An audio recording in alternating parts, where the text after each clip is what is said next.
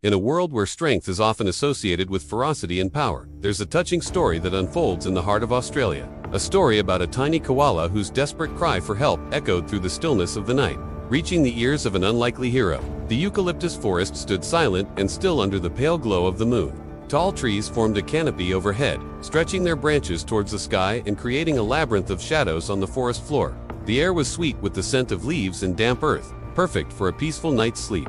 However, the tranquility was shattered by a sudden cry, a trembling sound that pierced every corner of the woodland. It was the voice of a young koala, small and scared, clinging to a branch that was too thin to hold him. His tiny claws dug into the rough bark as he tried to hold on, but the wood creaked dangerously with each desperate movement.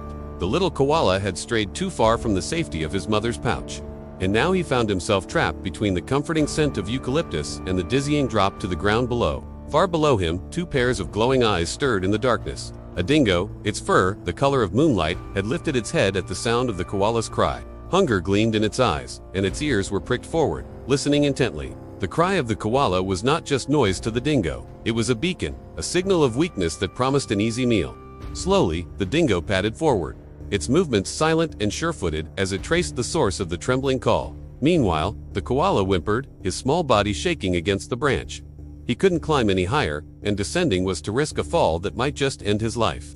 Just as the dingo closed in on the tree, ready to make its move, a new sound sliced through the night. High, above the trees, a wedge-tailed eagle soared, its wings slicing silently through the cool night air. It had hunted possums and snakes before, but tonight it was drawn by the same desperate cry that had stirred the dingo. As the massive bird circled, it caught the scent of the koala and the dingo.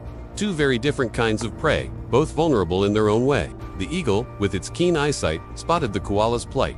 Unlike the dingo, it understood the desperation in that tiny cry.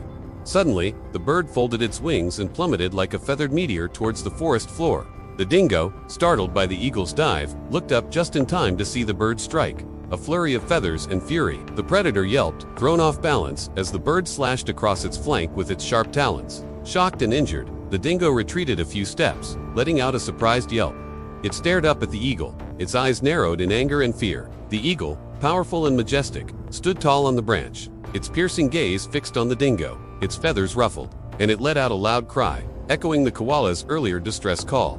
Then, with another powerful beat of its wings, it took flight once more, disappearing into the inky blackness above. The dingo, shaken by this sudden turn of events, hesitated for a moment. It licked its wounds, growling softly, unsure of what to do next.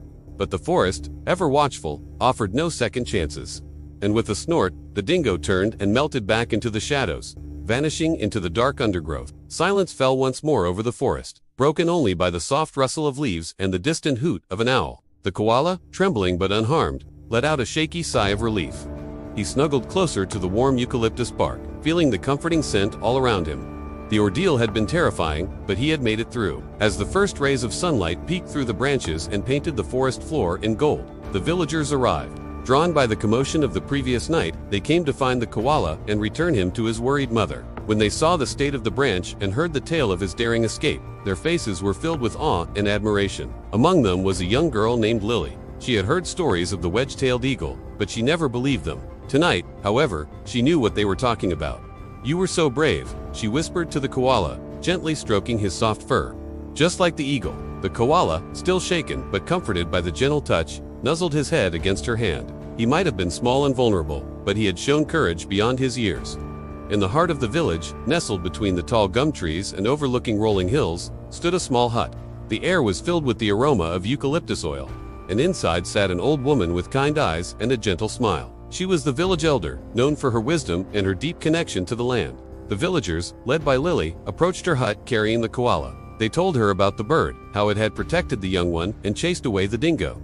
The elder listened patiently, nodding her head slowly. "The eagle has returned," she said finally, her voice raspy with age but strong with meaning. "It has always been there, protecting us, watching over us. But only those who are brave enough to listen can hear its message." She took the koala from Lily, cradled him in her arms, and whispered soothing words. "Go now, little one," she said softly, "and tell your mother of your adventure. And when you grow older, remember the night you cried out and the eagle answered." The villagers watched as the koala scampered up the nearest tree, his tail bobbing with newfound confidence. They felt a sense of pride and gratitude. Their connection to the land and its creatures had deepened, reminding them of their place in the circle of life. days turned into weeks, and the story of the koala and the eagle spread throughout the region. Hunters who once boasted of their kills spoke of the eagle with respect, and children, wide-eyed with wonder, played games reenacting the dramatic rescue. But perhaps the greatest gift the night brought was a renewed sense of community. Neighbors who once felt isolated now reached out to help one another.